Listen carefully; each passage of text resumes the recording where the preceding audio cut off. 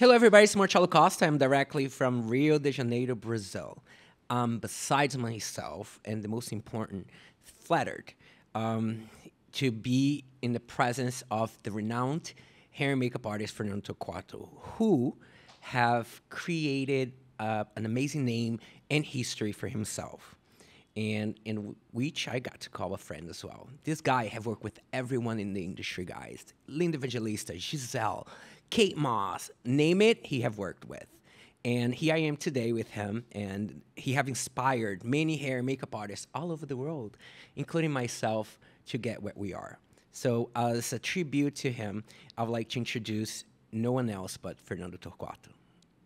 Olá, pessoal de todo o Brasil, aqui é o Marcelo Costa e eu estou diretamente no Rio de Janeiro com quem? Fernando Torquato. Gente, você sabe o que é isso? Um cara que eu sempre admirei como profissional de beleza e que foi aí abrindo novos caminhos para profissionais como eu tá fazendo o que a gente faz. Não só ele abriu caminhos, mas ele inspirou, ele mudou a indústria e hoje estou aqui para ter um bate-papo bem legal com ele. Fiquem ligados porque vai ser bem interessante essa conversa. Hello, everybody. It's Marcelo Costa. I'm directly from, guess where? Rio de Janeiro, Brazil. And guess who I'm going to meet today? Fernando Torquato. Guys, this guy need no introduction. He is a renowned hair and makeup artist who have breaking grounds, creating a legacy for himself, working with everyone in the industry, from Kate Moss, Giselle, name it, and he have worked with. He have paved the way for professionals like myself who have gone all over the world creating memorable experiences and changing the industry itself. This guy needs no introduction, guys. This is nobody else but Fernando Torquato. Stay tuned. Obrigado por você ter vindo. Obrigado eu. Gente, estou muito feliz. Obrigado pela oportunidade de estar aqui compartilhando isso com você. Imagina, prazer é meu. Bom a gente estar aqui, né? Essas agendas corridas, né? E você é um cara incrível e está compartilhando o mesmo espaço. Eu estou meio como fã hoje também, tá? Gente, eu conheci Marcelo alguns anos atrás, através de uma amiga em comum, né? E foi numa ligação de vídeo, né? Que ela me mostrou, estou aqui com uma pessoa que gosta muito de você. E dali a gente começou a conversar e eu fui sabendo mais também da tua carreira, né? Porque você está há muito tempo fora do Brasil. Então, gente, é impressionante a quantidade, né, de trabalho que ele tem, mas, sobretudo, a qualidade, né, que ele foi desenvolvendo e se transformando na referência que ele é. Então, é muito lindo, assim, saber que eu sou um pouco mais velho, mas tudo bem, mas que eu inspirei alguém que tem uma carreira tão fascinante, né, tão fascinante em todos os sentidos. E, principalmente, acho no teu propósito maior, que é educação, né? Eu acredito que tem um ditado no Japão que todo mundo precisa se prostrar diante de um rei, menos os professores, porque sem professores não existiriam reis. Então, eu acho que tudo na vida, né, a gente começa, na verdade, a mudar através da educação. É através da educação que pessoas saem da pobreza. É através da educação que as pessoas mudam sistemas políticos. Então, eu sempre gostei de me aproximar, não só da moda, mas da indústria do entretenimento, através da educação. Mas eu acho perfeito, porque a educação em si não é só o conhecimento, é a conexão que ela cria, né? Não só com todo o processo, né, de adquirir conhecimento, de você exercitar o conhecimento, mas de amplificar mesmo o sentido da vida, né? Eu acho que quando você se educa, você aprende, né? Quando você aprende, você está mais atento. E quando você está atento, você respeita. E quando você respeita, você vive em comunhão, né? Exatamente. Eu acredito também, como você mesmo falou, que através da educação é que nós podemos ser a mudança que nós queremos ver nessa indústria. É verdade. Tem passos ainda longos, né, para isso acontecer, mas eu acho que já mudou bastante, né? Eu vejo de 30 anos para cá, você vê mais ou menos de 20 anos para cá? Sim, eu sou ativo na indústria há 21 anos. Como é que você começou? Me fala para o pessoal entender qual foi o teu processo. Então, gente, primeiramente eu comecei, né, eu imigrei para os Estados Unidos ainda quando adolescente. Não tinha terminado faculdade nem nada, não tinha, né, estava no processo de educação. Eu me formei em cosmetologia e decidi que eu queria trabalhar em moda e em beleza. O meu primeiro trabalho foi num salão chamado Indras, que é um salão 89 especializado em atender mulheres e homens pretos. E foi lá que eu conheci grandes profissionais da indústria. Oscar James, Jay Manuel, Danessa Myricks, que tem a própria linha de maquiagem, Onika Johnson, ou seja, grandes profissionais. E eles eram representados por uma agência, Ken Barbosa, que só representava profissionais pretos e latinos, que fornecia profissionais para cuidar de mulheres pretas na indústria, para cuidar de mulheres latinas. Então, na verdade, quando eu fui contratado, eu era um latino mais de pele clara, que era uma coisa bem nova. O Ken, ele tomou um risco em mim. Mas só assim, na época, eu achava bem interessante, porque todo mundo queria trabalhar com celebridade. E eu sempre senti um amor muito grande pela moda. E foi através dessa oportunidade, eu cheguei para o meu agente e falei assim, eu quero moda, eu quero assinar desfile, eu quero trabalhar nessa parte. Eu falei assim, é difícil e tal. Então, ele falou assim, olha, a melhor forma de você chegar nesse ponto é você ir para a Europa. Porque lá, eles precisam mais de profissionais que são especializados em trabalhar com mulheres pretas. Entendeu? Então, eu comecei na Itália, depois fui a Paris. Então, assim, eu sempre era focado em trabalhar com meninas do nicho. Foi aí que eu encontrei a Johnny Smalls, a Maria Borges. Mesmo que a gente estava ali coexistindo entre todos os profissionais, geralmente a gente focava em meninas pretas para cabelo e maquiagem. E é bem interessante falar sobre isso, porque, assim, eu faço cabelo e maquiagem, coisa que nos Estados Unidos não é bem comum. E a indústria... Exato. E a indústria, ela take time. Tipo assim, às vezes a indústria ama meu cabelo. Às vezes a indústria ama minha maquiagem. E eles sempre ficam me jogando, mas eles não aceitam os dois.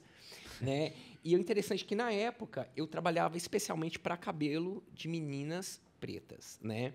E foi aí que eu comecei a ter as celebridades, por exemplo, da Queen Latifah, para a Courtney Wellis. Trabalhei muito com a Essence. Essence, na verdade, gente, é como se fosse a Vogue especializada para meninas pretas. Essence Magazine, que é uma revista que faz parte do grupo Times Inc. Né? Então, assim, foi lá que eu montei o corpo de trabalho. Só que foi na Europa que eu consegui quebrar um pouquinho desse círculo. Porque até então a gente só tinha acesso a Ebony, que é uma revista preta muito bem lida na época.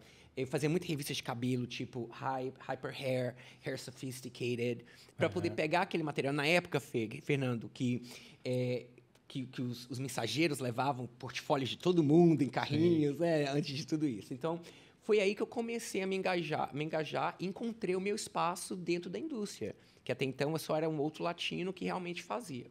E foi uma grande experiência, né? E o mercado de fashion, especificamente, na Europa também era maior, né? Tinha mais desfiles, tudo isso, né? Sim. Porque aí você tinha todo aquele... O circuito. Circuito, né? Exatamente. Por fornecer um trabalho bem único, não que os profissionais europeus... Hoje mudou muito. Hoje os profissionais, eles entenderam o conceito do que é trabalhar com a beleza de mulheres pretas.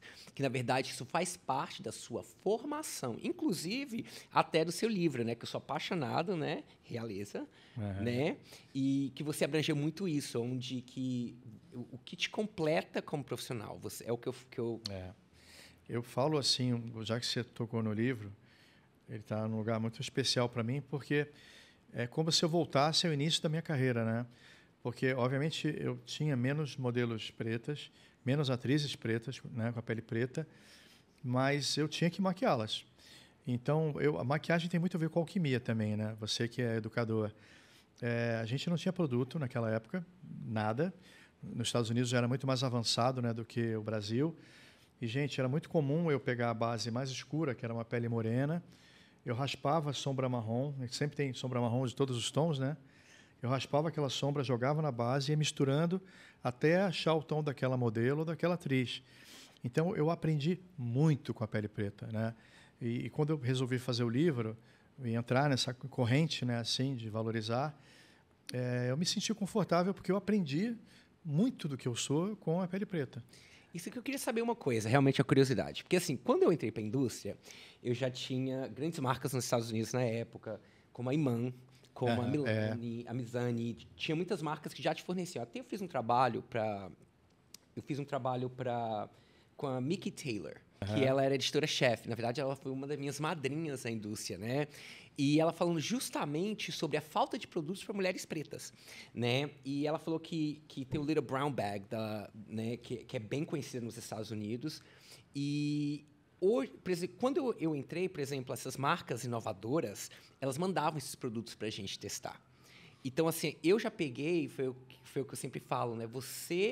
A sua geração de profissionais de ícones, eles quebraram barreiras para que nós que viemos logo atrás, tivéssemos uma melhor oportunidade e chance de ter sucesso na vida. Né? E como que você trabalhava com a indústria não só tão limitada? Porque hoje em dia, por exemplo, os nossos profissionais que estão vindo agora, eles têm realmente uma facilidade maior. Como que você conseguia entregar um trabalho de excelência sem os produtos necessários? Vou te falar, não era só o produto, né? Porque produto, obviamente, que é o nosso material para executar, né? Uma ideia, um conceito. Mas até mesmo para você saber o que estava acontecendo no mundo, eram revistas caríssimas, em primeiro lugar, para você se conectar com o mundo, né? Porque o fashion é todo conectado, né? Mesmo naquela época, sem ter acesso, você tinha que saber o que estava acontecendo em Paris, Milão, Nova York, todos os lugares. Então, já era muito difícil e caro você adquirir revistas. Vídeos, nem pensar, de desfile, também era caríssimo. Vinha um compilado no final de cada season, né? Eles te mandavam, você pagava uma fortuna. Então, era muito foco, sabe? Era muito investimento de deixar de sair final de semana para você poder investir em material para poder se atualizar. E com relação à maquiagem, então, era quase uma piada, né? Porque tinha pouquíssima coisa. Infelizmente, o produto nacional naquela época não tinha qualidade, porque não tinha pigmentação, não entregava, né, o que mostrava ali em termos de textura, cor. Então, a nossa autoestima ia sendo construída quando alguém ia viajar. Você fala, dá para trazer para mim uma coisa tal? Aí você ia juntando, fazendo um quebra-cabeças numa maleta, também de pescador, às vezes, aquelas de plástico, para você se fortalecendo mesmo, a tua autoestima e o material para poder trabalhar, né? Eu lembro que naquela época a MAC ainda era recente, anos 90, iniciozinho, né? Só tinha uma loja na Christopher, em Nova York. E eu lembro que quando eu consegui comprar a maleta da MAC, aí eu me achei maquiador, né? Você tinha uns símbolos de quando você estava começando a dar certo. E com relação a produtos, a mesma coisa. Então, você tinha que inventar, reinventar, inclusive para pele preta, né? Porque você não tinha nada. Tinha um pancake da Paiô, chamava Café Olé, que se desse sorte, combinasse com a pele da modelo, estava tudo certo. Se não desse, você tinha que, às vezes, deixar sem a base, só passar um adstringente para tirar o brilho da pele e maquiar com a pele nua. Então, mas tinha um lado de alquimia também. Eu acho que tinha um lado bacana. Hoje em dia tem muita oferta, mas eu acho que antigamente o profissional também não tinha como ser preguiçoso, né? E até porque o Brasil, acho que os Estados Unidos também, mas o Brasil é muito diverso, né? Tem muita miscigenação. Então, como é que uma base ou 6 cores de base de uma marca vão atender ao Brasil, né? Então, a mistura sempre fez parte da minha vida. E eu acho que isso me fez um profissional melhor, né? Eu acho que eu aprender a misturar tudo me fez também não passar por problemas maiores. Sabe o que eu acho interessante? Porque, assim, no backstage, eu sempre passo por uma... É o que eu falo. Qualquer erro que não existe pós-produção. Então, assim, eu estou fazendo uma alta costura, eu estou fazendo um desfile em Nova York. Então, são 50 fotógrafos no pódio, que se tiver uma modelo mal maquiada, aquela foto pode realmente chamar toda a atenção errada do desfile. Exato. Para mim, você, por exemplo, no seu corpo de trabalho, eu vi que você trabalhou muito com a Glória Maria. Uhum. Então, minha pergunta é, mulheres pretas que são retintadas, como que você conseguia trabalhar, entregar um trabalho de excelência, mesmo sabendo que você não tinha o material que você tem hoje para trabalhar? Uhum. Que é onde que difere o maquiador e uma pessoa que sabe, um make-up artist, né, um artista maquiador, de uma pessoa que aplica maquiagem. É uma pergunta interessante, porque acabou sendo tudo muito orgânico na minha vida, né? Mas acho que o meu interesse pela fotografia também veio exatamente por isso, para eu entender a luz, eu entender a incidência da luz, como aquilo funciona na pele, como se manifesta em cada pele, cada tipo de luz. Porque quando a gente fala de qualquer coisa que a gente faça de trabalho, a luz ela é fundamental. É ela que vai revelar a qualidade ou não do nosso trabalho, né? Sim. Então, eu sempre fui muito ligado. E a foto, quando eu estava trabalhando num set com por exemplo, uma Glória Maria, eu sempre fazia uma foto minha, um registro casual, para que depois eu revelasse, analisasse aquilo e visse onde eu poderia melhorar, que ponto. Porque também tem uma coisa, a pele preta, ela não é, tem pontos que são mais quentes, pontos que são mais frios. Então, não é só atender ao tom base daquela pessoa, mas as particularidades em cada área do rosto. Então, é uma loucura, né? Aí também se aprende que 90% bom não vai fazer com que alguém preste atenção naqueles 10% que você deixou quase incrível, entendeu? Você tem que saber negociar com a tua frustração. A verdade é essa. Acho que trabalhar em produção artística, de audiovisual, sempre... Porque, por exemplo, uma marcação de uma atriz no set. Você tem uma casa da milionária no set. Quando ela entra pela porta, a luz é controlada. Aí você deixa ela maravilhosa. Quando ela começa a caminhar, ela apoia num lugar, se a luz estiver ruim, tudo aquilo que você fez está comprometido. E aí você fica rezando para ela sair rápido daquele cantinho, né? Então, acho que a perfeição, por mais que a gente, né, avance, e eu sou muito cuidadoso, a gente tem que também aprender a entender que uma porcentagem preenchendo nossos requisitos de qualidade, ela vai sim superar, vai criar a mágica, né, como a gente diz. E aqueles 10% ali que ficou fora do teu controle, você vai aprender a relaxar um pouquinho. Agora, eu sei que a sua carreira é incrível e eu tenho acompanhado por perto. Eu vou te fazer um bate-rápido, vai ser um bate-volta. Eu vou te falar um tema e você vai me dizer qual é a sua forma. Não existe a forma errada ou certa, existe a sua forma. Editorial de noiva. Eu acho que buscar leveza, romantismo e contemporaneidade para não ficar antigo. Campanha de desfile de joia como você fez para Tiffany em Los Angeles. Se for ao ar livre, como foi ali, prestar atenção principalmente no colo e pescoço, se estão na luz natural, na cor do rosto. Campanha de lingerie. Lingerie é você olhar uma mulher 360 graus, né? Porque o corpo inteiro ele vai falar nessa hora. Então, tudo tem que ter harmonia e a mesma textura. Desfile de alta costura. Alta costura, eu acho que é criar mágica, né? É um impacto, às vezes sutil, às vezes mais dramático, mas causar um impacto. Fotografia preto e branco. Fotografia preto e branco, eu acho que é criar contrastes, às vezes com mais leveza, às vezes com mais dramaticidade. Explica um pouquinho sobre a técnica chiaro escuro. Chiaro escuro, eu acho que, primeiro, não exatamente modificar o rosto da pessoa, né? Eu sempre penso, a princípio, você valorizar os pontos positivos e camuflar os que não são tão positivos. Aí, a partir dessa primeira leitura, você começa a trabalhar o valorizar ainda um pouco mais e construir uma beleza que faça aquele rosto se expandir, né? Porque, às vezes, eu acho que o rosto da pessoa ele não se expande, né? E quando você trabalha o chiaro escuro do jeito certo, você consegue expandir algumas áreas, retrair algumas e criar uma harmonia no rosto. Gente, chiaro escuro, na verdade, só para complementar, Claro. é uma técnica renascentista para pintar telas. Então, assim, eu estou aqui como se fosse uma criança com duas mãozinhas perguntando ao professor tudo. Não. Mas continuamos? Deixa eu te perguntar também, né? Pode falar. Vamos ver. Eu não vou fazer o bate-bola. Não, vou fazer o bate-bola, sim.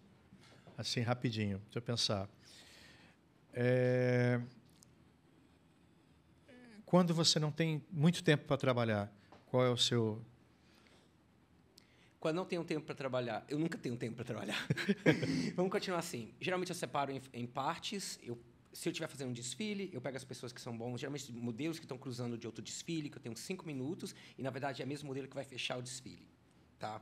O que eu faço? Chego para o final, simplifico o look, pego profissionais para poder me auxiliar e entregar entregar, no caso, que como o desfile é o meu ponto forte, mas dividir na minha cabeça em 3 fases, onde que eu consigo ou distribuir, dividir para conquistar, ou eu consigo fazer sozinho, sem nenhum problema, e afetar o cronograma do desfile ou até mesmo de uma campanha. Perfeito.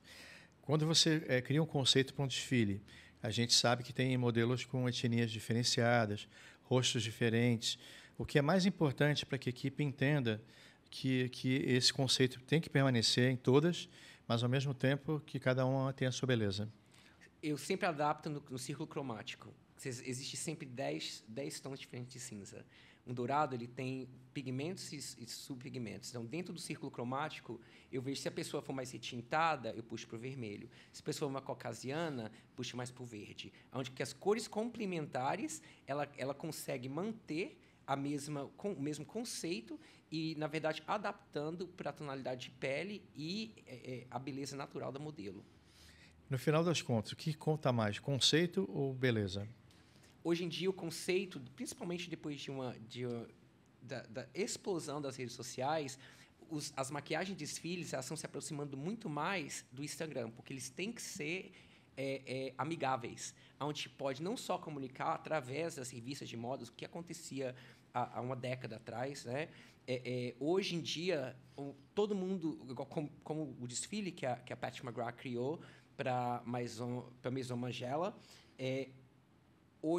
virou trend nas redes sociais. Então, hoje em dia, a maquiagem que você cuida, ele tem que ser mais amigável para as redes sociais, onde que a mulher normal, que a mulher que consegue replicar e fazer virar tendências. Não é o que a gente fala hand me down. Hoje em dia, a mulher tem que ver, olha, eu posso fazer isso e usar. Então, assim, para você não é um conceito, aliás, para o mundo, né? Não é só um conceito mais fechado que vai atender uma narrativa de criação do estilista, mas é também uma ferramenta de marketing, né? Para viralizar e todo mundo prestar atenção naquele trabalho. E uma coisa que as pessoas não entendem, muitas vezes, nós, quando assinamos desfiles, a gente tem patrocinadores que nos apresentam produtos novos, onde que nós, dentro da criação do conceito, a gente também está utilizando aqueles produtos para lançar tendências não só para as marcas, mas também para as editoras de beleza. Porque hoje em dia é o que a gente fala que é o Oscar da temporada. O que é isso? Não é só fazer uma beleza. É que as revistas de moda, elas votem como melhor maquiagem da temporada, que geralmente são 10. Então, hoje, o que mexe com a gente, nós que assinamos esse filho lá fora, é que as editoras de beleza, tendência da próxima temporada. Isso nos mantém no jogo. Entendi. Ele tem que estar, se possível, dentro dos highlights da temporada, né? Exatamente. Virar uma referência do que é tendência na temporada. Exatamente. Uma coisa que eu fico curioso também, que eu acho que é uma coisa bem difícil. No caso, né, você falou da Tiffany, eu fui para um outro lugar, peguei um avião, fui para o outro lado do mundo, trabalhei com, 30 pessoas ou 28 pessoas que eu nunca vi na vida. Né? E eu tinha que me integrar. Eu era o estranho, entre aspas, né? Mas eu tinha que me integrar, entender e fazer com que tudo funcionasse. O que você presta mais atenção quando você vai ter uma equipe?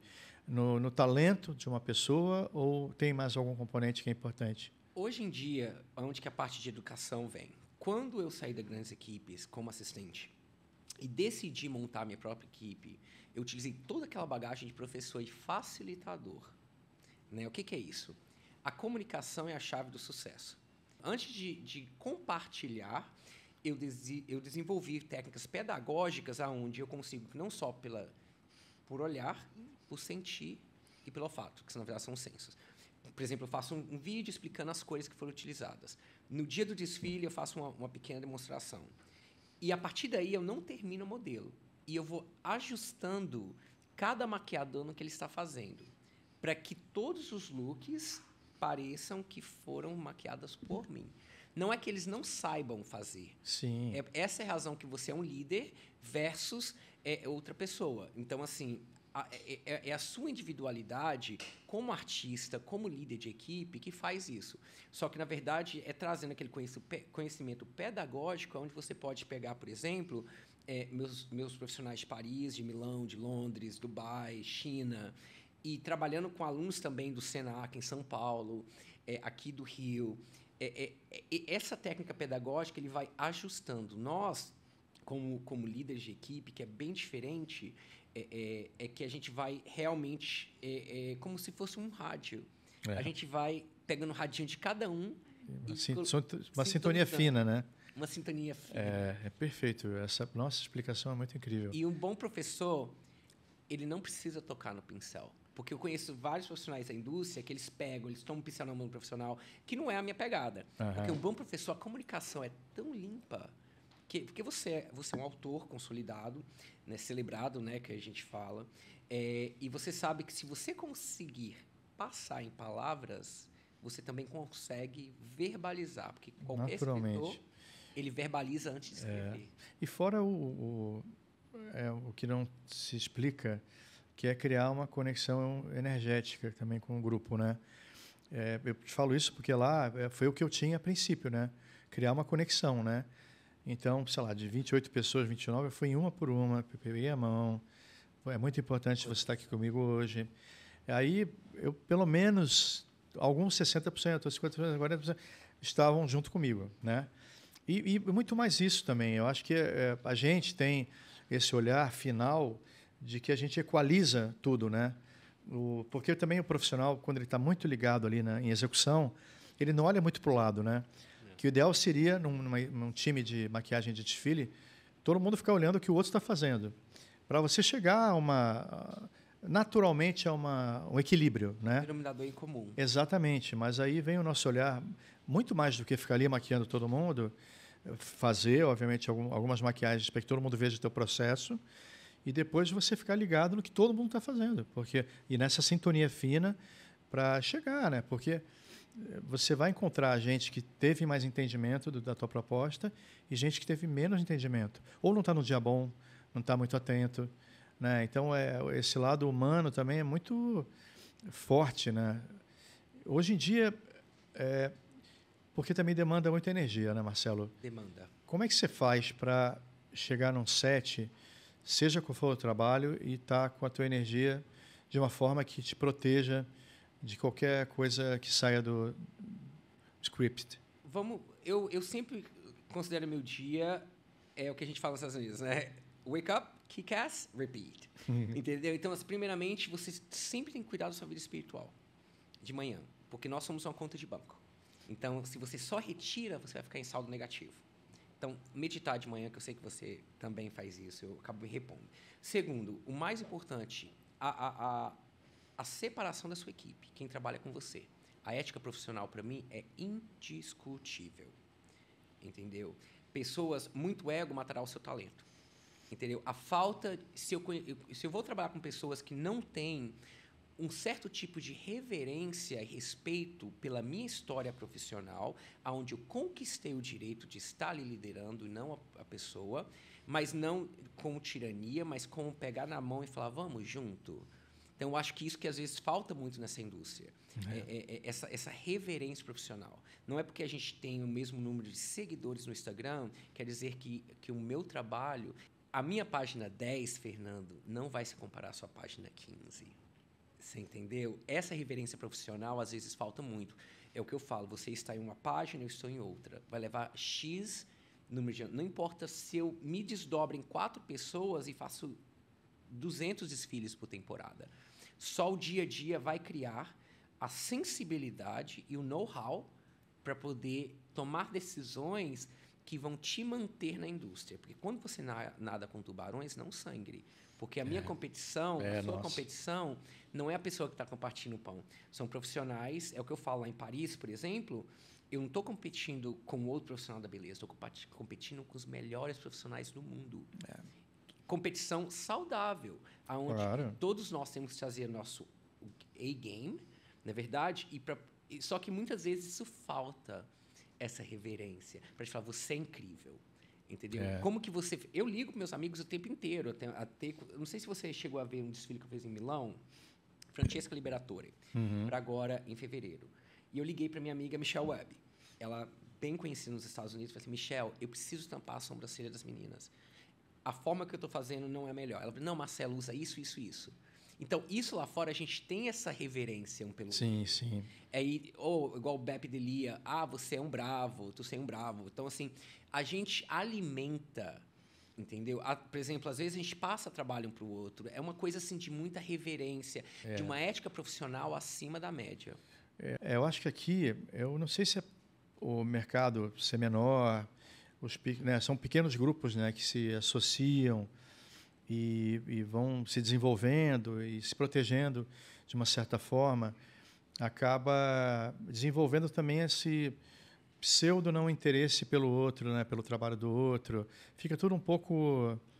Quando você esbarra com alguém, que você sente uma sintonia, né, que você fala para a pessoa com naturalidade, pô, você é incrível, talvez aquilo gere ali um outro tipo de relacionamento, né? Mas a indústria daqui ela não favorece muito esse tipo de coisa, né? Eu acho que por isso que eu sempre briguei. Eu não quero que gostem do que eu faço, eu não quero que me achem o melhor, eu quero que me respeitem, né? Eu acho que desde que eu comecei a trabalhar nessa área, o que eu quis ser foi sempre respeitado por toda uma questão histórica, né, de ser uma profissão não respeitada. E eu acho que eu acabei tomando as rédeas da minha carreira, me desenvolvi de uma forma que eu me orgulho, e isso é o suficiente, né? E se eu pudesse ser respeitado, melhor ainda. Agora, eu acho também que piorou muito essa questão da não reverência depois desse advento da mídia social, né? Porque antigamente você acompanhava a carreira de... Você está falando de um Vanderlei Nunes, de um Marco Antônio de Biasi, sei lá, de várias pessoas. Você via, né, as capas que eles faziam, aí você queria saber melhor sobre aquele cara, e aquilo ia gerando, né, você ia criando uma relação afetiva com a história de uma outra pessoa, que te inspirou naturalmente, subsequentemente, né, você escolhendo a mesma profissão. Agora não, é porque todo mundo... Enfim, quando eu cheguei aqui no estúdio hoje, uma pessoa muito querida minha, né, que aqui do estúdio, um dos proprietários, e falou, pô, que legal, te encontro depois de tantos anos, e você é tão simples, né, você é tão tranquilo. E aí eu ouço assim e falo, pô, mas eu sempre fui assim, né? Mas, ao mesmo tempo, é difícil você se manter assim, porque o mercado te faz querer se proteger e as pessoas não são muito fáceis, né? Então, eu fico muito feliz também, além de tudo, eu consegui manter essa tranquilidade e uma simplicidade em ter muito prazer no que eu faço, né? E de ver tanta gente bacana trabalhando. Mas eu acho que, com o advento da rede social, as pessoas também acabam se dando, às vezes, uma importância que elas têm, mas, às vezes, superlativada, que não estão coerentes com a caminhada delas, né? Eu acho que é tão bonito você aprender, é tão bonito você ralar para chegar nos lugares, né? E hoje em dia eu acho incrível, porque o bacana de hoje em dia é que quem está no interior da Paraíba pode postar uma coisa e ele ter orgulho do trabalho dele. Até porque cada sucesso é um sucesso, né, Marcelo? Cada sucesso é um sucesso. Então eu vibro com as pessoas se expressando e seu talento, mas eu me entristeço com uma arrogância, às vezes, que se adquire sem ter caminhado o suficiente, que eu acho que já fica bobo, né? Eu não sei se você gostaria de fazer isso, comparando experiências e vida. Você tem 30 anos de carreira. Tá. Vou te dar um exemplo. Eu comecei a atuar fortemente como líder de equipe 10 anos atrás, né? Então, isso para mim é muito novo. Isso tudo é muito... Eu estou, como a gente fala, agora que eu estou scratching the surface, que eu estou, sabe? Então, assim, isso é muito importante. Porque se você sabe exatamente a posição profissional, e você mantém o seu ego em xeque, te deixa espaço para quê? Para crescimento. Porque quanto mais ego você tiver, menos espaço para crescimento você tem. Então, assim, a indústria ele se renova a cada ano, a cada dia. Então, mas o que faz não é quem vai ganhar ou quem vai perder, mas quanto tempo você se mantém no jogo. Porque quantos profissionais em ambas as partes tiveram isso? Eu vou te dar um exemplo muito grande, né? Nós tivemos presente no mesmo evento da Tiffany. Você assinando a Beleza, que foi importante, muito importante, e eu coordenando a equipe dos VIPs. Igualmente importante. Igualmente. Então, assim, não é ser melhor ou não ser melhor, ou não ser ou não melhor. É ser igualmente relevante. Então, eu acho que isso que fala, por exemplo, quando eu fiz os Oscars, os Grammys, todos os eventos, às vezes nós nos encontramos no backstage, e aí, falando, tudo bem? Vou tomar cerveja depois, que festa que você vai? Eu acho que lá fora, essa reverência e respeito profissional, ele acaba é cultural. que é onde que você, mesmo às vezes, meus amigos, que nós, por uma temporada, o mesmo cliente de calendário, minha agência submeteu todo o meu trabalho recente e o dele e o agente dele. Se ele conseguiu o trabalho, porque, de repente, para aquela temporada, o cliente estava procurando algo que fale diretamente com o DNA. A minha pegada, por exemplo, é mais vanguardista ou extremamente natural. Então, assim, a da outra já é cabelo mais moderno, mais prêt-à-porter. Então, assim, existe trabalho suficiente no mundo, não que seja um mercado menor ou maior, eu acredito que isso é cultural mesmo. Porque celebrar os nossos amigos, mostrar reverências, porque sem o Fernando Torquato, sem o Vanderlei, sem o Marco de Biagi, sem o Camura, sem esses grandes profissionais da indústria, nós nem teríamos nos inspirados, desculpa, nós nem teríamos nos inspirado para continuar na caminhada. Então, assim, eu acho que isso é muito importante. Eu não tenho mais nada mais que agradecer, porque você se manteve relevante nessa indústria por tantos anos, que me dá, não só a mim, mas grandes profissionais da indústria, inspiração para continuidade. Ah, não, se você vai conseguir chegar em um certo nível, se manter. Então, cada passo que vocês dão acaba desbravando novos caminhos onde que gerações que virão depois continuarão seguindo. E eu espero que a indústria consiga enxergar isso. É o que eu falo, eu como educador não posso mudar a nossa geração, mas consigo mudar o quê? A geração que está vindo agora, através de quê? Da educação, que é a maior chave contra a arrogância. Com certeza. Eu acho, sem dúvida, o que você falou. Acho que o ego ele vem em detrimento do crescimento, né? Exatamente. Porque o ego, em alguma hora, vai te prejudicar, né? No início, no meio ou no fim. Porque você também terminar sozinho, se achando o máximo, deve ser muito triste, né? E eu acho que... E a ética, então, ela é o que baliza qualquer relacionamento duradouro, merecimento também, a gente falando de um aspecto mais de ser humano, né? Tem uma coisa que o Foucault, acho, disse, né, filósofo, que a ética é a estética da existência. É bonito isso, se você pensar. Isso. Porque se você é ético, né, você embeleza a tua existência, né? Quem você é no mundo. Você faz as coisas da maneira certa, correta, né? E eu acho que óbvio que eu tive vários momentos na minha vida, mas eu sempre optei por ser correto, né? Correto. E eu não me arrependo, porque mesmo como na vida de modo geral existem sempre os caminhos, né? Os atalhos, né? Mas eles te levam rápido para um lugar, mas não te garantem a manutenção ali por muito tempo, né? Você lembra que a gente, quando eu estava em Los Angeles, a gente conversou um dia antes, desejei boa sorte, achei incrível. Eu falei assim, não sei se você lembra, falando com você, eu estava até fazendo jardinagem no meu backyard. Eu falei, Fernando, até o sol, com toda a sua grandiosidade, tem que se pôr para que a lua brilhe. Fala para eles isso, que é muito lindo. Tá, gente? Até o sol, com todo o seu poder e grandiosidade, precisa se pôr para que a lua brilhe. Porque o nosso sistema, o mundo foi criado pelo Criador justamente para mostrar que se até o sistema solar existe sua vez, então nós também podemos coexistir. Eu acho que é isso que falta nessa indústria. E vamos respeitar a caminhada e vamos olhar com uma lupa que nós, na verdade, eu estou trilhando um caminho que você e todas as outras pessoas que vieram antes de mim fizeram. Então, eu acho que é isso que falta muitas vezes. Essa é você ser um pouquinho mais sensível para poder enxergar isso.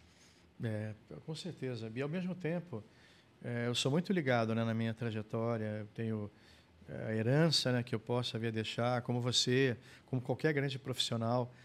Mas acho que o que mantém a gente também no jogo da vida, não é nem inspirados, é tudo de novo que acontece também, né? Então, gente bacana, né, que tem merecimento e talento, me faz vibrar, né? Porque eu adoro ver gente talentosa, adoro ver gente dando certo. E é uma continuidade também do que a gente faz, né? É bonito você ver outras carreiras, outras histórias, mas desde que tudo seja negociado da maneira correta, com essa visão um pouco mais abrangente, não mesquinha, né, do que é querer dar certo, né? Gente, uma coisa que vocês não entendem, que das grandes dificuldades de nós, profissionais, que estamos nesse corre, é não ser mandado embora, tá? Não é conseguir chegar. Então, eu vou tá perguntando, a gente vai estar compartilhando com vocês aí em casa alguns segredinhos básicos, tá? Delineado. Bom, primeiro eu faço uma oração. Segundo, eu faço primeiro, de modo geral, com lápis retrátil. Eu faço a linha base com lápis retrátil e depois venho com o delineador. Maravilha. Eu já gosto de utilizar um cotonete bem fininho com removedor de maquiagem para poder... Você vai arrumando. Vai arrumando. Entendi. Equilibrar peles de meninas pretas e ficaram cinza. A laranja, né? Você vai colocando laranja, quase vermelho, dependendo do tom de pele, né? Se for mais retinto ou um pouco mais claro, mas sempre trabalhar com laranjas e coral, né? Corretivo coral para dando uma esquentada. Exatamente. Equilibrando no círculo cromático qual o tom que está no oposto, no caso é laranja. Como que você faz para caber, quando está fotografando a praia, para não parecer suado? Mas, ao mesmo tempo, que uma pele jovem e brilhante e úmida. Para não parecer suado ou para parecer Para não parecer suada. Eu sou muito fiel a Deus, né? Então eu sempre rezo. É outra situação que você tem que rezar. Brincadeira. Mas eu acho que a água termal, por exemplo, ela é mais geladinha, eu mantenho ela sempre gelada, num cooler, e de tempos em tempos eu dou uma borrifada com essa água, retiro o excesso, vou meio que acalmando a sensação de calor, né? Para tentar não me atrapalhar, né? E às vezes uma esponja quase seca, sem muito pó, vou ali só nos pontos mais da zona T, né? Para tirar o que fica mais evidente na câmera. Usar aquele papelzinho também. Também, maravilhoso. Como que você faz para poder deixar a maquiagem extremamente natural, mas ao mesmo tempo realçar o formato dos olhos, porque existe vários tipos de olhos. Os olhos que são mais próximos, mais afastados. Com qual material que você utiliza para poder abrir os olhos ou fechar? Bom, basicamente eu uso tons de marrom, né? Eu não falo nem sombra, mas lápis. Eu tenho uns 3 tons de marrom diferentes, mais ou menos, que aí eu vou com um pincel mais durinho, né? Que eu possa ir no lápis, e aí eu vou criando um sombreado como se fosse um efeito natural da incidência da luz. Porque aí eu consigo, com não uma linha definida naturalmente, porque ninguém tem um risco, né? Ninguém nasce riscado, mas eu vou criando um sombreado muito delicado e modulando a graduação, mais escuro no canto. Eu crio um efeito de beleza, mas sem deixar evidente a aplicação do produto. Tanto para aproximar os olhos, você escurece o canto interno, né? Se você quer expandir, faz um esgateado natural, mas que não marque nada de sombra. E às vezes até um lápis claro também. Eu uso muito lápis bege para fingir que eu subo a sobrancelha, né? Eu faço uma linha bem na base da sobrancelha, esfumo também para iluminar e dar uma sensação que a sobrancelha está mais alta e ampliar o olhar. Por que foi que você escolheu utilizar o delineado, que foi um movimento bem bold para mim, no desfile da Tiffany? Porque você sabe que a Tiffany, eles geralmente escolhem, tá? Que mulher não precisa de nada, só da Tiffany. Mas você usou tons dourados, mesmo sabendo que a coleção era toda em platinum. Ok? Sim, sim. E foi um movimento que podia dar muito ruim ou muito bom, entendeu? Compartilha com a gente aí. Foi uma decisão que a coleção realmente se inspirava nas galáxias, né? Ou seja, a gente pensa em tons frios, né? Tudo mais azulado, para prata. Mas eu, desde o início, eu bati o martelo de que existia sempre uma mulher interessante por trás daquela joia. Na primeira reunião que eu tive com o diretor, né, do desfile, o Campbell, eu fiz o teste aqui no Brasil, fotografei, fiz vídeo na hora do sunset. É isso que eu te falo, comprometimento, né? Eu estava aqui no Brasil, eles tinham que ver um pouco do meu trabalho que ele não conhecia. Aí eu fiz o shooting, as fotos e o vídeo no horário do pôr do sol, que era o horário programado para o desfile. E na nossa reunião, quando eu apresentei, eu falei assim, porque eu acho que a mulher tem que estar bonita, que não sei o que lá. Eu falei muito da mulher, né? Ele falou assim, não, mas quem tem que aparecer mais são as joias. Eu falei, mas lembre-se, a gente vai ter ali a clientela mais importante do mundo inteiro. Uma mulher fica com muito mais vontade de comprar uma joia se ela está numa mulher bonita. Que é onde que a importância, que é onde que a Tiffany e várias empresas de marca, essas marcas luxuosas, eles eles fornecem a mesma qualidade de maquiagem e cabelo que eles estão vendo no desfile para os profissionais. Porque não só as mulheres vão se sentir, como as modelos se sentiram. Exato. Porque o briefing da maquiagem também, para todos os VIPs, também foi baseado na coleção e o que seriam vistos. Porque, na verdade, o que desperta o desejo de comprar é a mulher conseguir se espelhar no que ela está vendo na passarela. Com certeza. Muito. Agora, tipos de lábios. Eu acho que tem o lábio que é superior, mais fino, né, e mais volume na parte inferior, o oposto. Né? A gente tem um lábio também que é todo fino, né, que você não tem volumatização em área nenhuma. Normalmente ele é mais rasgado, que eu acho que é o mais difícil, né, às vezes, de você conseguir dar uma realçada. E o lábio que é todo cheio, né, que tem volume tanto na parte superior como na parte inferior. E, obviamente, a gente tem os lábios assimétricos, que são uma particularidade dentro de todos esses tipos, que você tem que pensar na correção efetivamente, né? Não só em valorizar como um todo, mas dar um equilíbrio mesmo na proporção. Gente, é justamente isso que uma pessoa que assina desfile tem que fazer o tempo inteiro e saber isso de cor. Tá aí sintonizando cada maquiador. Uma última perguntinha. Tipos de formatos de rosto. Eu acho que foi determinado, assim, acho que desde o início do século passado, acho que o cinema foi deixando muito claro, né, os tipos de beleza de cada época, cada década. Então, por exemplo, no início do século passado, tinha muito esse rosto em formato de coração. A sensualidade era toda passada nos filmes mudos, né, nos anos 20, início dos anos 30, com essa pegada onde, basicamente, até os olhos ficavam mais em foco, né, maiores, e a boca ficava menor. E foi simplificando com o tempo. Eu acho que, obviamente, não só a questão do foco da beleza, mas os hábitos foram mudando, né? Acho até a musculatura do rosto foi mudando em função da vida moderna e a sensualidade também ela foi ficando no todo, né?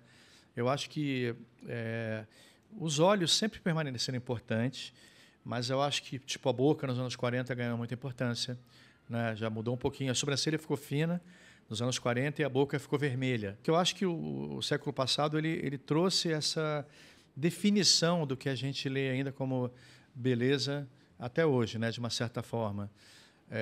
Não mudou muita coisa, né? Acho que o mundo foi mudando, a modernidade chegou, mas a gente ainda tem grandes referências na época do cinema, né, dos anos 20, anos 30, até os anos 80, assim. Mas eu acho interessante. Agora me fala um pouquinho mais essa questão educacional, como você abordaria essa questão do rosto, dos formatos? Na verdade, no começo do século, como você mesmo ressaltou, o rosto mais atraente, o sexy, era o de coração.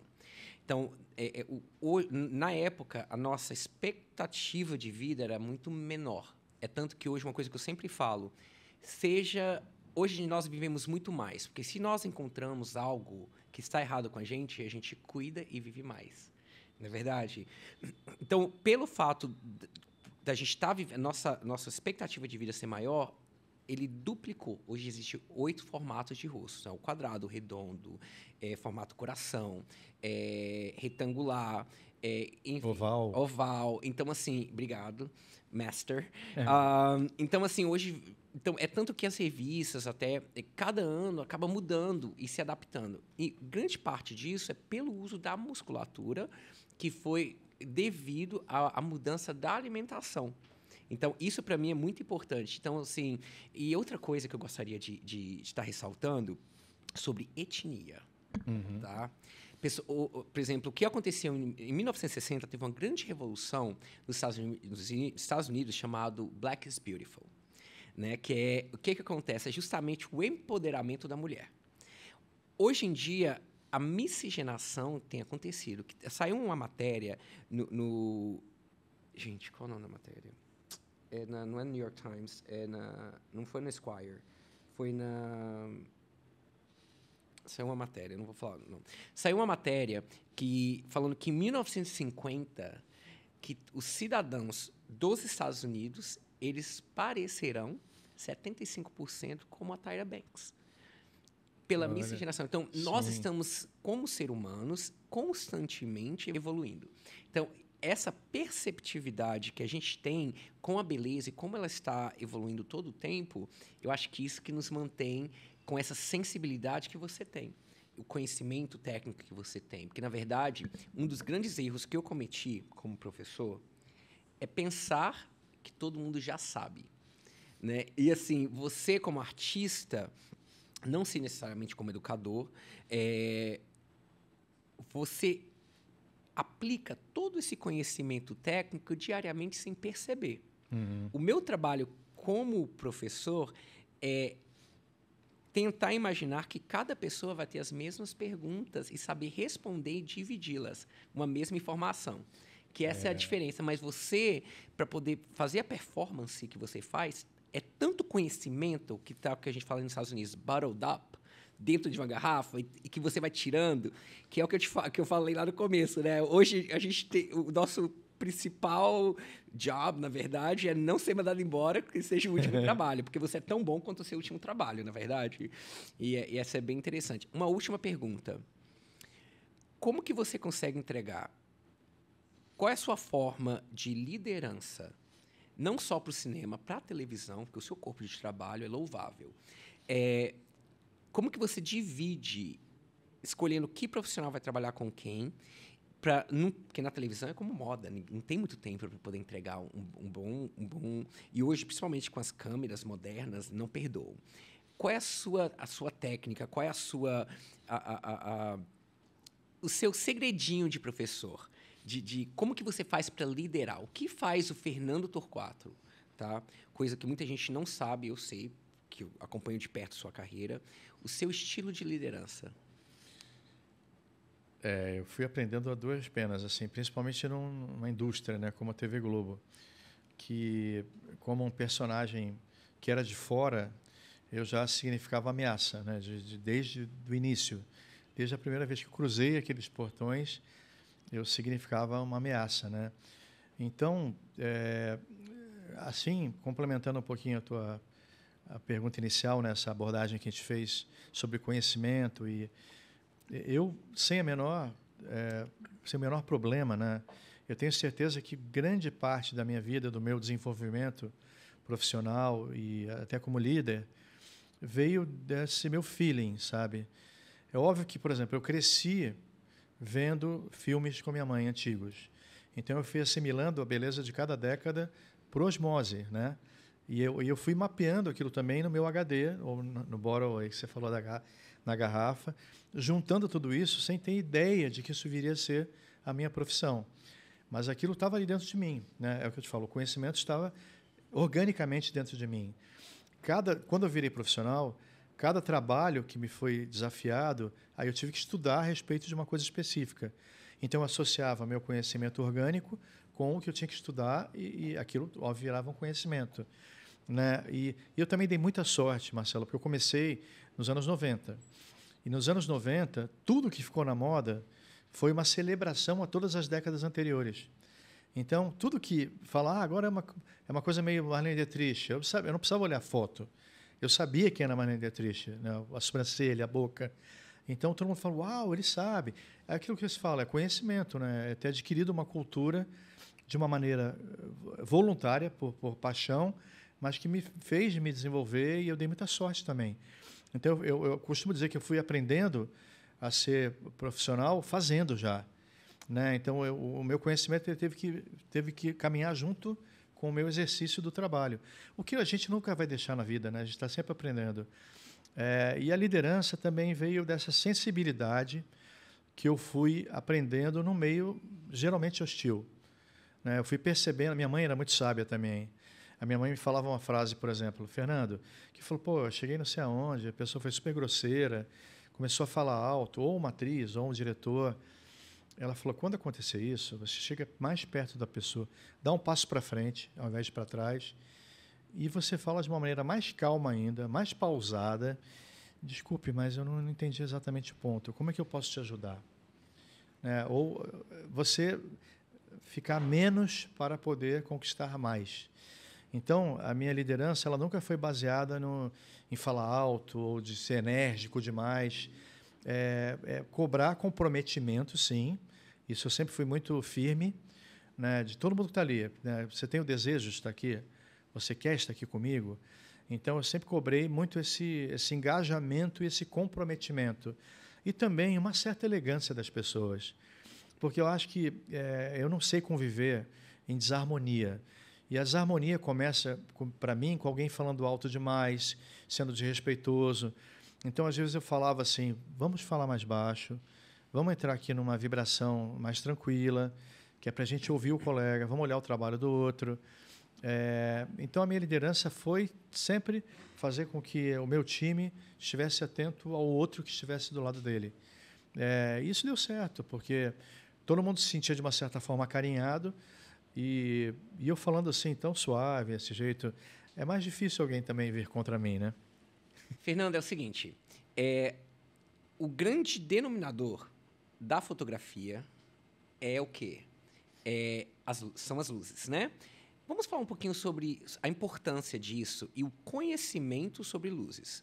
Não só você que é fotógrafo, a parte de ser um maquiador e cabeleireiro excepcional. Vamos falar um pouquinho. Por exemplo, quando eu assino Beleza em Paris, na alta costura, a gente tem uma ISO 4000. Ou seja, o Palais do Tóquio, que consegue enxergar qualquer defeito. Eles escolhem para as pessoas, principalmente os designers que mostram no Palais, eles querem que a pedraria do vestido apareça. Então, essa é a ISO 4000. Aí tem os 3 strobes, que a gente fala, que são as 3 boxes. Aí tem as boxes que são de cabelo. Tem as boxes que é de beleza. Explica pra gente qual é a diferença, não do ponto de vista como profissional da beleza, mas sim como fotógrafo. Que é uma coisa que muita gente tem essa pergunta. Vamos começar primeiro.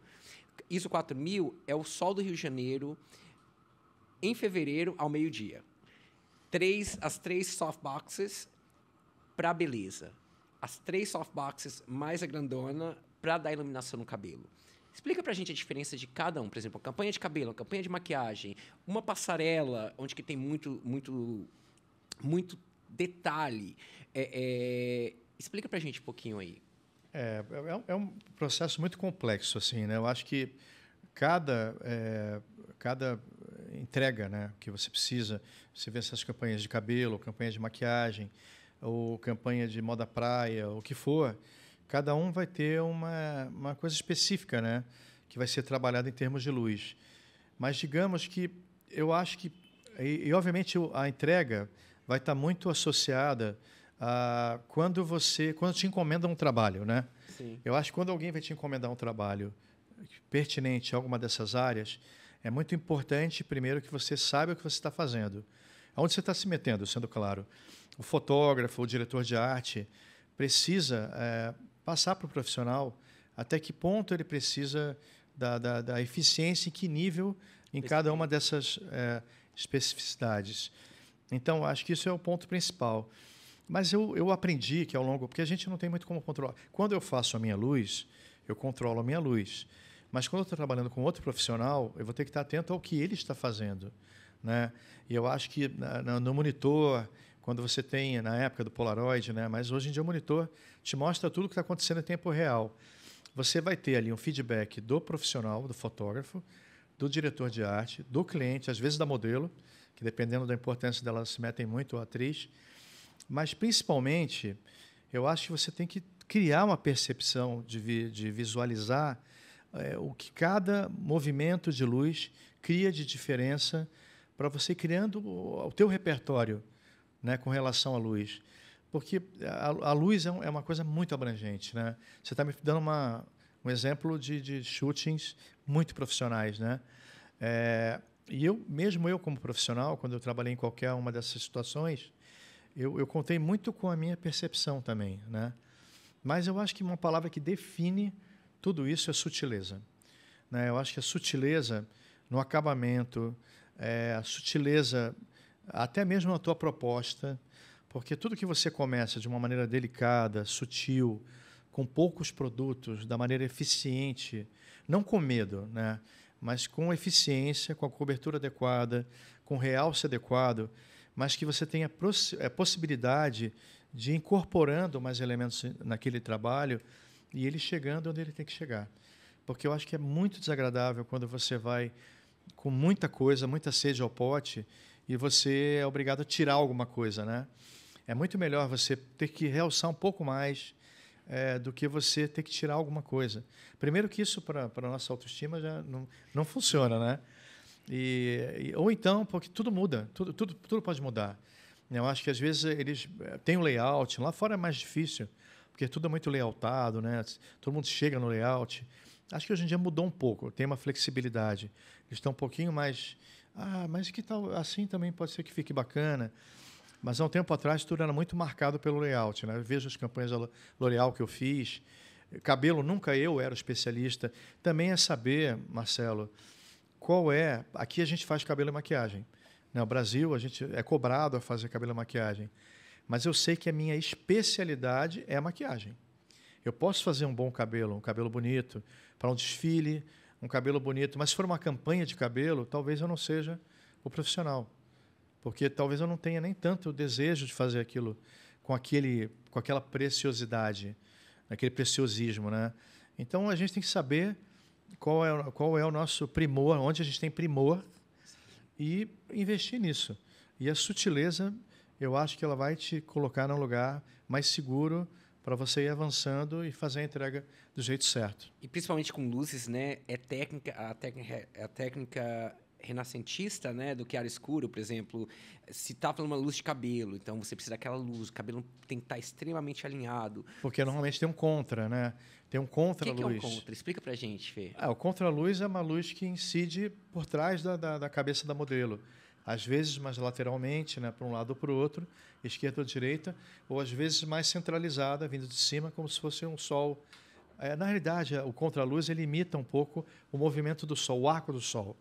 Né? E às vezes vai favorecer, se no layout o rosto da modelo está virado mais para a esquerda, ele vem do lado oposto, vice-versa. Mas é para criar também um recorte. Às vezes é para criar recorte, às vezes é para dar um brilho extra no cabelo, né? Nessa coisa sedosa, e iluminar entre as ondas, né? Para dar o brilho, dar o volume, né? Do movimento. A luz é fascinante, né? É um negócio que dá trabalho, viu? Porque deixa a gente muito enrascada. Mas é que eu amo luz de estúdio porque você constrói. Mas, para mim, enquanto fotógrafo, enquanto profissional de beleza, eu amo a luz construída. Mas, enquanto fotógrafo, eu amo a luz natural. Porque eu fico focado em passar a mágica daquela beleza. Não a parte técnica só, que é muito cansativa às vezes. É desafiadora. Quando você chega num final de um dia muito técnico, você fala, uau, eu consegui. Mas gasta mais neurônio, né? E para a luz de beleza? Qual a diferença entre uma luz de beleza para uma luz de cabelo, na sua concepção? Assim, tem a minha concepção e uma concepção geral, né? Mas eu acho que a luz de beleza, ela tem que primar. Aí vai depender também da idade da modelo, vai depender de uma série de coisas, né? Mas eu acho que tem que imprimir uma suavidade, uma delicadeza, que o rosto ele passe, para mim, uma poesia. É meio subjetivo, né? Mas o rosto tem que passar uma poesia. Mas, obviamente, essa luz pode ser mais dura. Eu prefiro sempre luz mais suave, que a gente tem menos problema, né? Quando ela é mais difusa.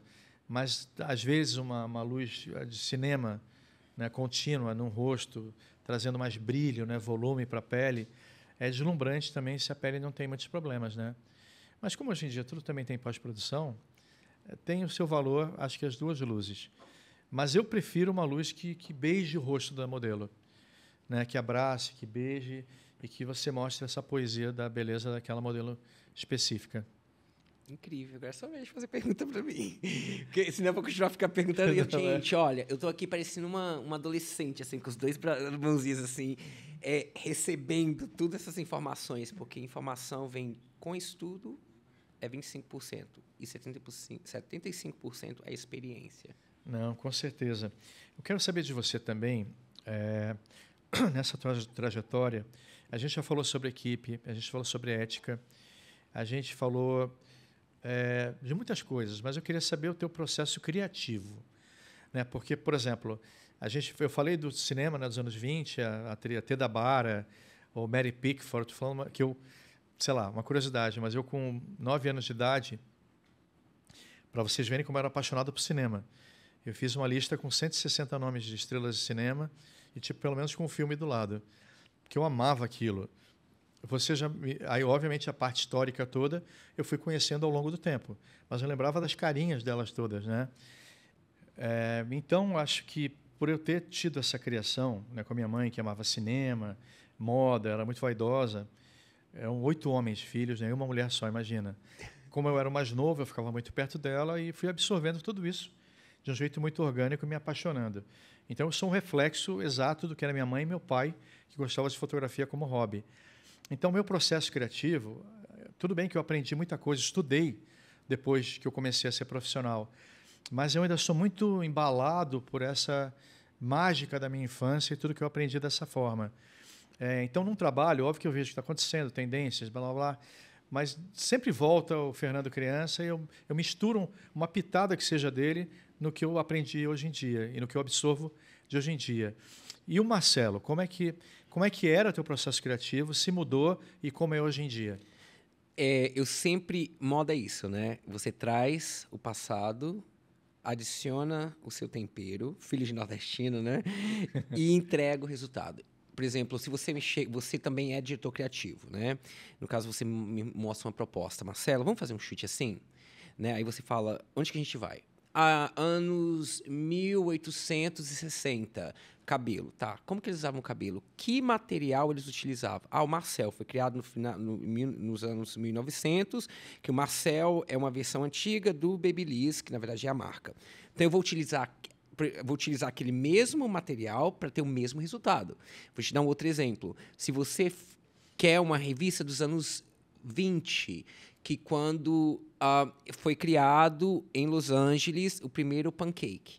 Então, eu vou utilizar o mesmo produto, que foi o pancake, vou atrás de referências, até mesmo revistas da época.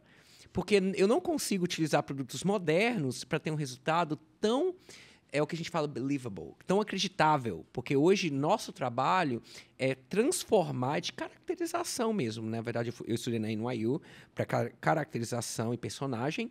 E, então, assim, eu vou trazer aquele personagem para a vida. E o melhor é utilizando. É tanto que uma amiga em comum, a Gogoia, né? Ela falou uma coisa para mim uma vez que, coisa de época, ela sempre vai atrás de referências da época. E a mesma coisa se aplica ao cabelo. Então, quando a pessoa fala para mim, vamos fazer um desfile, vamos fazer um editorial, fazer uma capa de revista, onde estamos utilizando isso, eu vou atrás de, por exemplo, técnicas do Marcel, que eu utilizo figuras 6 e 8, para realmente chegar àquele denominador. Por exemplo, anos 40, que foi quando o empoderamento feminino, que os homens estavam indo para a guerra e o batom vermelho se tornou um símbolo de independência e empoderamento, que você também fala no seu livro, né? Então, assim, entendendo o conceito e a cultura, o porquê que tanto homens e mulheres começaram a utilizar aquilo. Isso te dá mais autoridade para criar. E automaticamente, quando você tem essa autoridade, você consegue transferir de uma forma comunicável com os dias de hoje. Então, o processo criativo, primeiramente, é o conhecimento, porque o conhecimento não ocupa espaço. Não é verdade? Então, assim, a gente vai no passado, entendendo o conceito, porque, na verdade, a história continua se repetindo, e onde você consegue trazer pro presente. Eu vou te dar um exemplo muito grande. Um dos grandes influências na minha carreira é quando Galliano era da Dior, né? Então, assim, para mim, foi o epicenter de criatividade. É incrível. Entendeu? Então, assim, eu vou atrás no 1900 com primeiras supermodels, né? Anos 80 com a Revolução, anos 70 com os hippies, né? Cabelo liso. Aí eu vou nos anos 60, Jacqueline Kennedy. Aí eu volto aos 50, que tinha acabado de sair da guerra, sobrancelhas mais grossas. Anos 40, anos 30, anos 20, que quando a mulher começou a utilizar mais maquiagem, até aos produtos que a Cleopatra usava no Antigo Egito. Entendeu? Então, assim, você sendo fiel a esse conhecimento, você consegue traduzir para a câmera, para a passarela ou para qualquer outra coisa de uma forma acreditável que não só vai te conquistar e manter o seu espaço na indústria e conquistar respeito dos seus colegas de trabalho, que isso é o mais importante. Não, isso É fundamental. E eu fico pensando que muita gente acha que, às vezes... Você me falou uma coisa muito interessante, né? Que a base, mesmo da criatividade, para você enlouquecer, você tem que saber de onde as coisas vieram, né?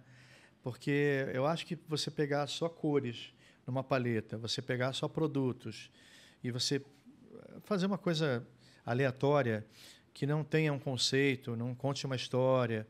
Se alguém te perguntar, você não tem a base para explicar qual foi o caminho daquele pensamento artístico, vira só um exercício de quase como uma criança, né, brincando com lápis de cor, que também é lindo, mas eu acho que quando você é criança, você está evoluindo, né, se encantando com o mundo, se expressando. Acho que quando você é um profissional, você tem que entregar uma proposta, você tem que entregar uma ideia. O conceito está numa ideia, né, que é baseada em conhecimento. Então, eu não acho que o conhecimento ou a técnica, a parte técnica, tem que engessar ninguém, né? Mas ela tem que ser a base sólida para você poder voar. Sabe o que eu acho mais interessante, Fernando? É só colocando duas experiências recentes profissionais nossas. Você com a Tiffany, eu com o Tony Ward, para alta costura em Paris. Assim, o Tony, ele é conhecido por misturar texturas e cores na paleta. Cores frias, neutras e quentes. Então, assim, lembrei bastante, porque, assim, uma coisa que as pessoas não entendem, o estudo e o conhecimento em cores e texturas. Por exemplo, o Tony ele usa muita pedraria, assim como a Tiffany, por o Blue Book de 2024. Quando eu coloco uma sombra prata, uma coisa que eles não entendem é que abaixo da sombra prata tem um azul, tem um verde e tem um laranja. Porque não importa qual vestido ela colocar, aquela cor vai sobressair abaixo da prata. Entendeu? Assim como as peças. Ao total, parecia dourado. Só que ela era complementary com as cores das joias. Isso requer estudo, dedicação, conhecimento do círculo cromático, tá? E experiência profissional. Que é o que eu falei lá atrás e volto a falar. A gente tem que ter certeza que a nossa briga é para não ser mandado embora. Porque eu já vi muitas vezes eu pego cliente de grandes marcas, porque no próprio teste, o profissional que ia assinar não deu conta. Isso que o pessoal de casa não entende. Eles, principalmente no mercado internacional, é muito fácil, entendeu? E outra coisa, se a companhia não tivesse gostado, eles não tinham colocado. Sim, eles tinham pego os mesmos modelos, recriado o look com outro profissional de beleza. Existe o pré, o durante e o depois. Isso mostra o tipo de dent que as pessoas criam no mercado, é que o mesmo desfile... Hoje, por exemplo, muitas vezes eu fotografo a mesma coleção para os designers mandarem para as revistas em caso se tiver algum problema com a fotografia ou com a luz no dia de desfile. Sim. Então, isso é uma forma e uma validação que muita gente, às vezes, não entendem. É uma complexidade. O caminhar ele exige muito apuro, né? Apuro pessoal, dedicação. Eu acho que não tem como você trabalhar com beleza e você não ter paixão, né? E a paixão não é só o orgulho, né? Ou a excitação de ver um trabalho pronto, bonito, mas eu acho que é o orgulho de como você encara esse projeto pessoal / profissional, né? Que são totalmente interligados, né? Ligados. Você tem que... para estar aqui hoje em dia, né? Ele chegou de viagem hoje, gente. Enfim, e toda hora que eu pergunto, ele está em algum lugar. Você tem que abdicar de algumas coisas, né, da tua vida pessoal para poder ir além, né? E muita gente não entende, talvez, o porquê se cria a oportunidade numa trajetória de uma pessoa ou outra, de um profissional ou outro, de ir além, né? Então, eu acho que você foi além por motivos óbvios, né? Eu acho que porque eu sempre fui encantado por tudo que eu fiz. E eu sou muito atento, eu fico também ouvindo você falar com tanta propriedade, né, do teu conhecimento. Obviamente que eu me reconheço em muitas informações, mas a maneira que entrou, né, porque é tudo por osmose, claro, você busca se aprimorar, aprender, mas talvez a maneira que eu absorvi foi uma maneira diferente da tua. Mas a intenção dos dois sempre foi a mesma, né? A nossa intenção como profissional, como ser humano, como quem quer deixar um legado, né?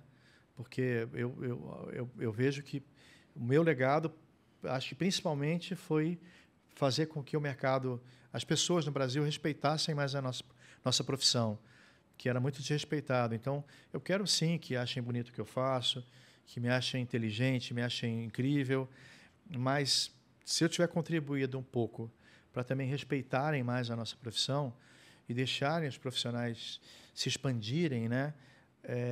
Eu vou ter ficado muito feliz. Né? Qual você acha que é o teu legado, assim? Eu acredito... Existe um velho ditado que um sábio estava caminhando pela praia e existia milhares de estrelas que estavam ali sem nenhuma expectativa de vida. E ele pegava uma estrela e retornava ao mar. E ele continuava, outra estrela e retornava ao mar. E uma pessoa perguntou, por que você está retornando isso? Tá?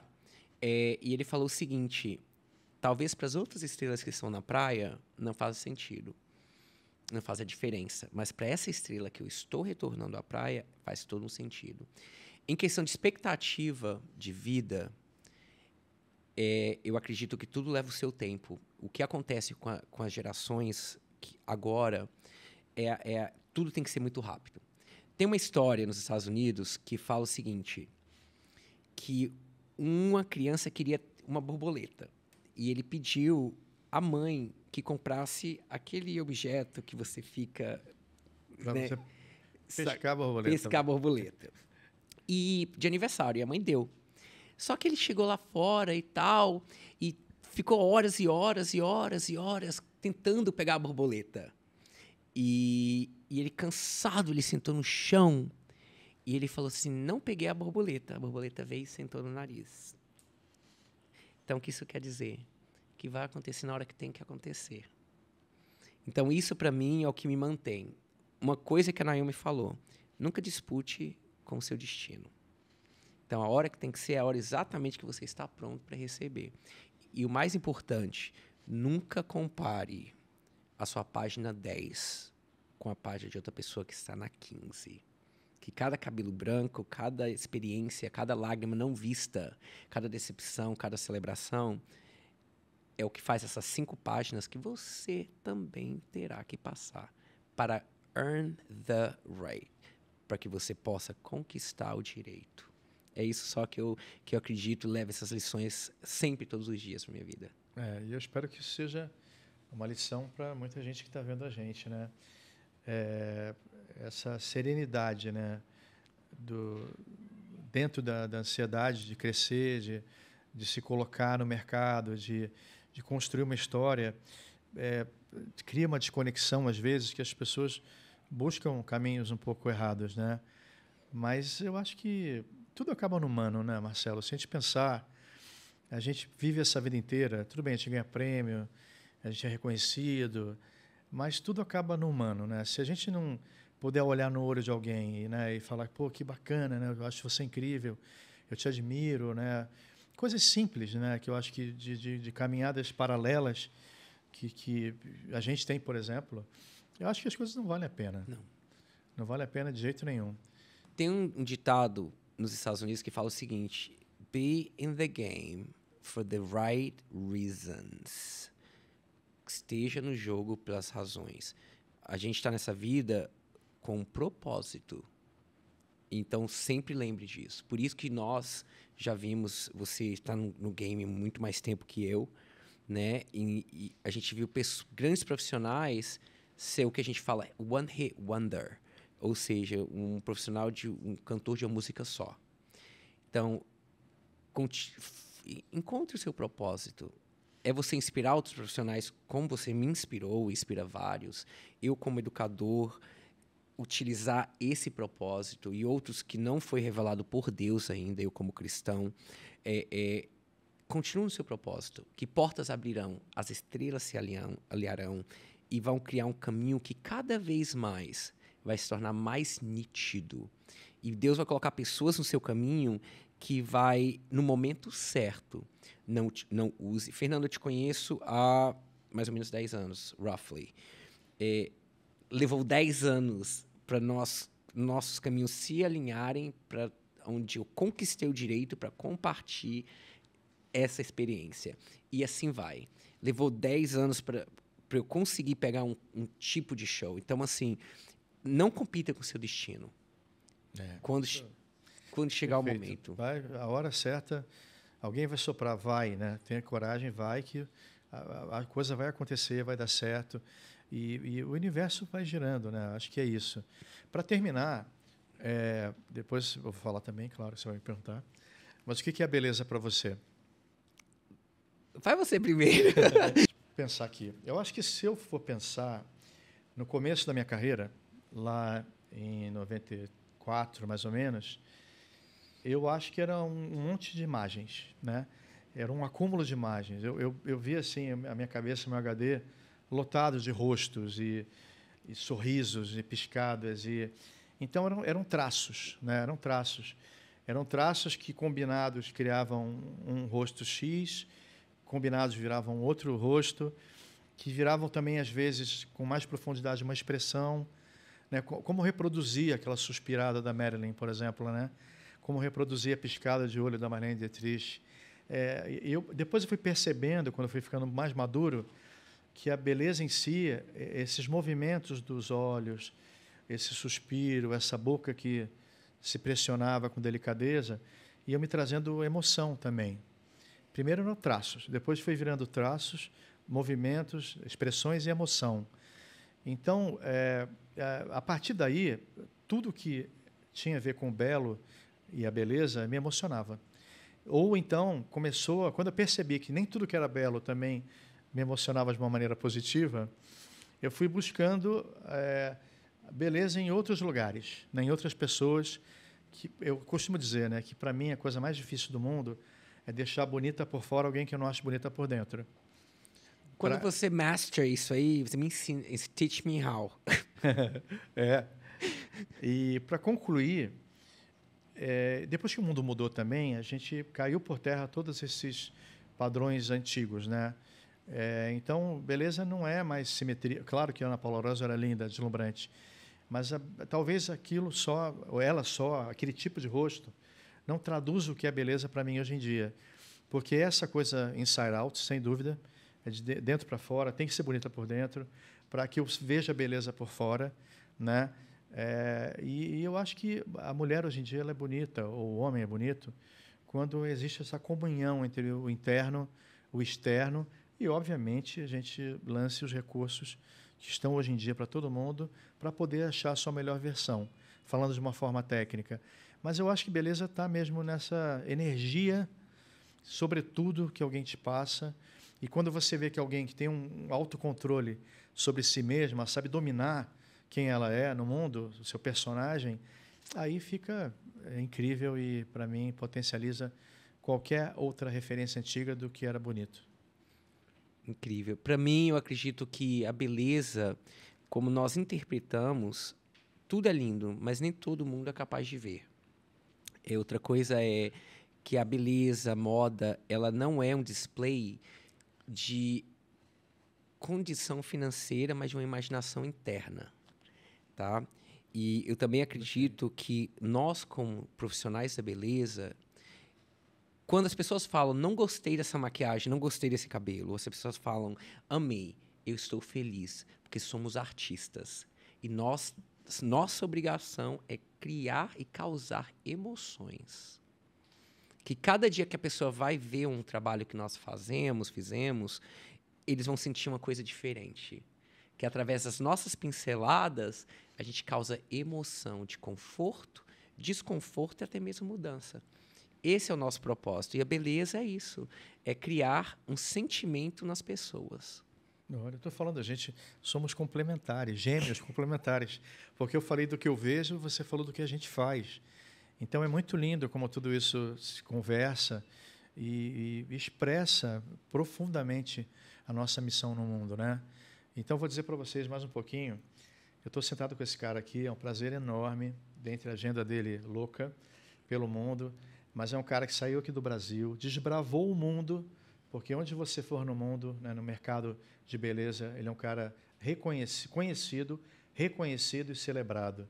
Então, estar com você aqui, com esse grande professor, esse grande mestre, me ensinou muito também. Obrigado. Obrigado, meu querido. Você está aqui comigo hoje. Obrigado, você é incrível. E lembre-se de uma coisa, sem pessoas como você, mostrando a nossa indústria, o que você pode conseguir, o mais importante, quem você pode se tornar, não existiriam. E através dessa união, a gente não pode mudar a nossa geração, são os próximos. Isso é o nosso propósito.